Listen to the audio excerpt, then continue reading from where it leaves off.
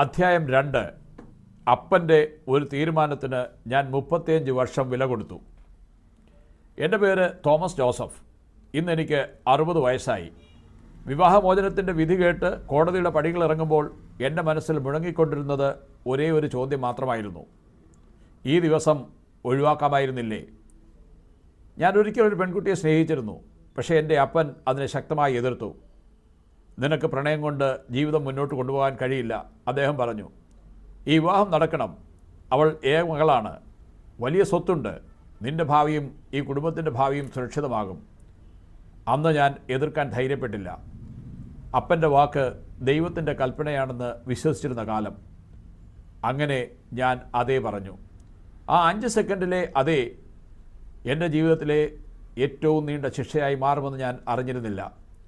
വിവാഹത്തിൻ്റെ ആദ്യ മാസങ്ങൾക്കുള്ളിൽ തന്നെ ഒരു സത്യം മനസ്സിലായി. ഞാൻ വിവാഹം കഴിച്ചത് ഒരു ജീവിത പങ്കാളിയല്ല, മറിച്ച് ഒരു കുടുംബത്തിൻ്റെ സമ്പത്തിനെയാണ് മനഃപൂർവ്വമല്ലെങ്കിലും ഞാൻ ലക്ഷ്യമിട്ടിരുന്നത് എന്ന്. പക്ഷേ ആ സമ്പത്ത് ഒരിക്കലും എൻ്റേതായില്ല. അത് അവളുടേത് മാത്രമായിരുന്നു. കുടുംബത്തിൻ്റെ പൊതു ആവശ്യങ്ങൾക്ക് പോലും ഞാൻ കടം വാങ്ങി. അവൾക്ക് പണത്തിൻ്റെ കുറവൊന്നും ഉണ്ടായിരുന്നില്ല. പക്ഷേ സ്നേഹത്തിൻ്റെ വില അവൾ അറിഞ്ഞിരുന്നില്ല. എന്നെ ബഹുമാനിക്കേണ്ട ആവശ്യമില്ലെന്ന് അവൾ കരുതി. എൻ്റെ മാതാപിതാക്കളെ അവഹേളിക്കുന്നത് അവൾക്ക് തെറ്റായി തോന്നിയിരുന്നില്ല. ഓരോ അഭിപ്രായ വ്യത്യാസവും അവളുടെ അച്ഛൻ്റെ സമ്പത്തിനെക്കുറിച്ചുള്ള ഓർമ്മപ്പെടുത്തലിൽ അവസാനിക്കുമായിരുന്നു. വീട്ടിൽ ഞാൻ ഭർത്താവായിരുന്നില്ല, ഒരു അധികപ്പറ്റായിരുന്നു. ഞാൻ അവളെ കുറ്റപ്പെടുത്തുന്നില്ല. കാരണം എൻ്റെ വീട്ടിൽ അപ്പനായിരുന്നു വില്ലനെങ്കിൽ അവളുടേത് അമ്മയും. അന്യജാതിക്കാരനായ വീട്ടുവേലക്കാരൻ്റെ മകനോടുള്ള അവളുടെ പ്രണയം നേരത്തെ തിരിച്ചറിഞ്ഞ അവർക്ക് മകൾ ഒളിച്ചോടി പോകുന്നതിന് മുമ്പ് വിവാഹം നടത്തണമായിരുന്നു. തൻ്റെ കാമുകനുമായുള്ള ബന്ധം ആദ്യമൊക്കെ ആരുമറിയാതെ അവൾ തുടർന്നു. എങ്കിലും പിന്നീടത് പരസ്യമായി തുടരാനും അവൾക്ക് മടിയില്ലായിരുന്നു. ഞാൻ അവളെ കുറ്റപ്പെടുത്തുന്നില്ല. കാരണം ഞങ്ങളുടേത് ശരിയായുള്ളൊരു വിവാഹമായിരുന്നില്ലല്ലോ. കാര്യസാധ്യത്തിന് വേണ്ടിയുള്ള ഒരു ഇടക്കാല അഡ്ജസ്റ്റ്മെൻറ്റ് മാത്രമായിരുന്നല്ലോ അത്. ഞാൻ പലതവണ ചിന്തിച്ചു, എല്ലാം ഇട്ടെറിഞ്ഞ് എവിടേക്കെങ്കിലും ഓടിപ്പോയാലോ? പക്ഷേ ഞങ്ങൾ രണ്ടാളും എന്തിനോ വേണ്ടി കാത്തുനിന്നു. എൻ്റെ കുടുംബം അപ്പോഴും ഒരു ചോദ്യചിഹ്നമായി എൻ്റെ മുമ്പിൽ തുടരുകയായിരുന്നു. വർഷങ്ങൾ കടന്നു. ഞങ്ങൾക്കൊരു മകൻ ജനിച്ചു. അവനെ കണ്ടപ്പോൾ ഇനി എല്ലാം മാറുമെന്ന് ഞാൻ വിശ്വസിച്ചു. പക്ഷേ കുട്ടികൾ നമ്മൾ പറയുന്നത് കേട്ടല്ല വളരുന്നത്, നമ്മൾ ജീവിക്കുന്നത് കണ്ടാണ് അവർ പഠിക്കുന്നത്. വീട്ടിലെ ബഹുമാനക്കുറവും നിരന്തരമായ വഴക്കുകളും പരസ്പര കുറ്റപ്പെടുത്തലുകളും അവൻ്റെ മനസ്സിൽ മുറിവുകളായി അടിഞ്ഞു. പ്രായം കൂടുന്തോറും അവൻ ഞങ്ങളിൽ നിന്ന് അകന്നു. പിന്നീട് മയക്കുമരുന്ന് അവൻ്റെ ജീവിതത്തിലേക്ക് കടന്നു വന്നു. അവനെ രക്ഷിക്കാൻ ഞങ്ങൾ കൗൺസിലിങ്ങുകൾ തേടി നടന്നു. പുണ്യാളന്മാർക്ക് നേർച്ചകൾ നേർന്നു. അച്ഛന്മാരുടെ നിർദ്ദേശം സ്വീകരിച്ചു, പ്രാർത്ഥിച്ചു, കരഞ്ഞു, അഭ്യർത്ഥിച്ചു. പക്ഷേ ഒരു ദിവസം ഞങ്ങളുടെ ജീവിതം മുഴുവൻ തകർത്തുകൊണ്ട് അവൻ സ്വന്തം ജീവൻ അവസാനിപ്പിച്ചു. അന്ന് ഞാൻ മനസ്സിലാക്കി, ഈ വീട്ടിൽ മരിക്കുന്നത് ഒരാൾ മാത്രമല്ല, ചിലപ്പോൾ ഒരു കുടുംബം മുഴുവനാണ്. അതിനുശേഷം ഞങ്ങൾ ഒരേ വീട്ടിൽ താമസിച്ചു. പക്ഷെ ഒരിക്കലും ഒരുമിച്ച് ജീവിച്ചില്ല. 35 വർഷങ്ങൾക്ക് ശേഷം കോടതി ഞങ്ങളുടെ വിവാഹം അവസാനിപ്പിച്ചു. വിധി കേട്ടപ്പോൾ എനിക്കൊരു സന്തോഷവും തോന്നിയില്ല, സങ്കടവും. ഒരു വലിയ ശൂന്യതയായിരുന്നു മുന്നിൽ. ഇന്ന് ആരെങ്കിലും എന്നോട് ചോദിച്ചാൽ നിങ്ങളുടെ ജീവിതത്തിലെ ഏറ്റവും വലിയ തെറ്റെന്തായിരുന്നു? ഞാൻ പറയും, ഒരു വിവാഹത്തിന് മുമ്പ് ഞങ്ങൾ പരസ്പരം ഒരു ചോദ്യം പോലും ചോദിച്ചില്ല. എൻ്റെ അപ്പനോട് പോലും.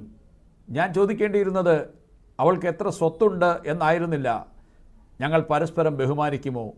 ജീവിതത്തിലെ കൊടുങ്കാറ്റുകൾ ഒരുമിച്ച് നേരിടാൻ ഞങ്ങൾക്ക് കഴിയുമോ? ഞങ്ങൾ സുഹൃത്തുക്കളാകുമോ എന്നായിരുന്നു. ഇന്ന് ഞാൻ സമ്പത്തൊന്നും എടുക്കാതെയാണ് അവിടെ വിട്ടത്. അവളും ആ സ്വത്തുക്കൾ ഉപയോഗിക്കുന്നുണ്ട് എന്ന് തോന്നുന്നില്ല. പക്ഷേ ഒരു പാഠം മാത്രം ലോകത്തോട് പറയാൻ ഞാൻ ആഗ്രഹിക്കുന്നു. വിവാഹം ഒരു കുടുംബത്തിൻ്റെ സാമ്പത്തിക കരാറല്ല. 2 മനുഷ്യർ ജീവിതം മുഴുവൻ പരസ്പരം ബഹുമാനിക്കാനും സംരക്ഷിക്കാനും ഒരുമിച്ച് വളരാനും ചെയ്യുന്ന ഒരു പ്രതിജ്ഞയാണ്. ആ പ്രതിജ്ഞയിൽ ബഹുമാനമില്ലെങ്കിൽ സമ്പത്തിന് ഒരു വിലയുമില്ല. ആ ഒരു അതേ ജീവിതം മുഴുവൻ മാറ്റിമറിക്കാം. ഒരു വാക്ക് പറയാൻ എനിക്ക് 5 സെക്കൻഡ് മാത്രമേ എടുത്തുള്ളൂ. പക്ഷേ ആ വാക്കിൻ്റെ ഫലം എൻ്റെ ജീവിതത്തെ അടുത്ത 35 വർഷം ഞാൻ അനുഭവിച്ചു. തോമസിൻ്റെ വാക്കുകൾ മനസ്സിൽ നിന്നും മായുന്നില്ല. ഒരു കോടതിയിൽ ജഡ്ജി ഒരു ചോദ്യം ചോദിക്കും: കുറ്റം സമ്മതിക്കുന്നുണ്ടോ? ഒരു ജോലി ഇൻ്റർവ്യൂവിൽ നിങ്ങൾ ഈ ജോലി സ്വീകരിക്കുന്നുണ്ടോ? ഒരു ബിസിനസ് കരാറിൽ ഈ നിബന്ധനകൾ നിങ്ങൾ അംഗീകരിക്കുന്നുണ്ടോ? ഓരോ ചോദ്യത്തിനും മനുഷ്യർ സമയമെടുക്കുന്നു, ചിന്തിക്കുന്നു, അഭിഭാഷകരോട് ചോദിക്കുന്നു, സുഹൃത്തുക്കളോട് ആലോചിക്കുന്നു, വീണ്ടും വായിക്കുന്നു, വീണ്ടും ചർച്ച ചെയ്യുന്നു. കാരണം ആ തീരുമാനം അവരുടെ ഭാവിയെ ബാധിക്കും. പക്ഷേ ലോകത്തിലെ ഏറ്റവും വലിയ കരാറായ വിവാഹം, അതിൽ എത്ര പേർ ഗൗരവമായി ചിന്തിക്കുന്നു? ഒരു വിവാഹവേദിയിൽ പുരോഹിതനോ വികാരിയോ ഖാസിയോ ഒരു ചോദ്യം ചോദിക്കും: ഈ വ്യക്തിയെ ജീവിതകാലം മുഴുവൻ നിങ്ങളുടെ പങ്കാളിയായി സ്വീകരിക്കാൻ തയ്യാറാണോ? മറുപടി ഒരു വാക്ക് മാത്രം: അതെ. ആ അതേ പറയാൻ 5 സെക്കൻഡ്. പക്ഷേ ആ അതേയുടെ ഉത്തരവാദിത്തം 50 വർഷം. വിചിത്രമല്ലേ? ഒരു മൊബൈൽ ഫോൺ വാങ്ങുമ്പോൾ നാം യൂട്യൂബ് റിവ്യൂ കാണും, ഗൂഗിൾ സെർച്ച് ചെയ്യും, വില താരതമ്യം ചെയ്യും, വാറണ്ടി നോക്കും, ബാറ്ററി ബാക്കപ്പ് പരിശോധിക്കും, പ്രോസസ്സർ എന്താണെന്ന് അന്വേഷിക്കും, ക്യാമറ എങ്ങനെയെന്ന് ചോദിക്കും. പക്ഷേ ജീവിതകാലം മുഴുവൻ കൂടെ ജീവിക്കേണ്ട വ്യക്തിയെ തിരഞ്ഞെടുക്കുമ്പോൾ എത്ര ചോദ്യങ്ങളാണ് നാം ചോദിക്കുന്നത്? ഒരു വിവാഹമോചിതനായ യുവാവ് എന്നോട് പറഞ്ഞു: സർ, ഞങ്ങൾ പരസ്പരം സ്നേഹിച്ചിരുന്നു, പക്ഷേ ഞങ്ങൾ പരസ്പരം മനസ്സിലാക്കിയിരുന്നില്ല. ആ ഒരു വാചകം 100 കണക്കിന് പേജുള്ള ഒരു പുസ്തകത്തിൻ്റെ സാരാംശമാണ്. സ്നേഹം മാത്രം മതിയോ?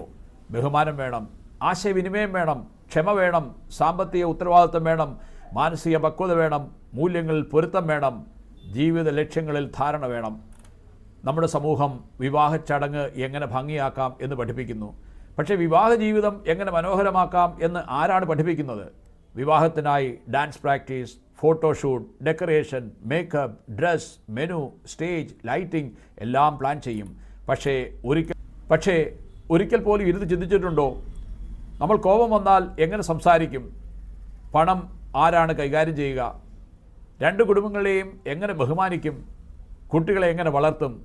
സ്വപ്നങ്ങൾ തമ്മിൽ എങ്ങനെ ഒത്തുചേരും? വിവാഹം 2 ശരീരങ്ങളുടെ കൂട്ടിച്ചേരലല്ല, 2 മനസ്സുകളുടെ യാത്രയാണ്, 2 കുടുംബങ്ങളുടെ ബന്ധമാണ്, 2 സംസ്കാരങ്ങളുടെ സംഗമമാണ്, 2 വ്യക്തികളുടെ പരീക്ഷണമാണ്. അതുകൊണ്ട് പ്രണയിക്കുക എളുപ്പം, വിവാഹം കഴിക്കുക അതിലും എളുപ്പം. പക്ഷേ ഒരു നല്ല ദാമ്പത്യം നിർമ്മിക്കുക, അതാണ് യഥാർത്ഥ വെല്ലുവിളി. ഒരു ദിവസം ഒരു വയോധിക ദമ്പതികളോട് ഞാൻ ചോദിച്ചു: 50 വർഷം ഒരുമിച്ച് ജീവിക്കാൻ നിങ്ങളെ സഹായിച്ചത് എന്താണ്? അവർ പരസ്പരം നോക്കി ചിരിച്ചു. ഭർത്താവ് പറഞ്ഞു: ഞങ്ങൾ 2 പേരും പരിപൂർണരായിരുന്നില്ല, പക്ഷേ പരസ്പരം ഉപേക്ഷിക്കാൻ ഞങ്ങൾ ഒരിക്കലും തീരുമാനിച്ചില്ല. ഭാര്യ പതുക്കെ കൂട്ടിച്ചേർത്തു: എല്ലാ ദിവസവും ഞങ്ങൾ തീരുമാനിച്ചു, ഇന്നും നമ്മൾ ഒരുമിച്ചാണ്. ആ വാക്ക് കേട്ടപ്പോൾ എനിക്ക് മനസ്സിലായി, വിജയകരമായ വിവാഹങ്ങൾ സിനിമകളിൽ കാണുന്ന പ്രളയത്തിലല്ല നിലനിൽക്കുന്നത്, പ്രതിദിനം എടുത്ത ചെറിയ ചെറിയ തീരുമാനങ്ങളിലാണ്. നിങ്ങൾ ജീവിത പങ്കാളി അന്വേഷിക്കുകയാണോ? അതോ നിങ്ങളുടെ ജീവിതം മുഴുവൻ കൂടെ നടക്കാൻ കഴിയുന്ന ഒരു മനുഷ്യനെയാണോ തിരയുന്നത്?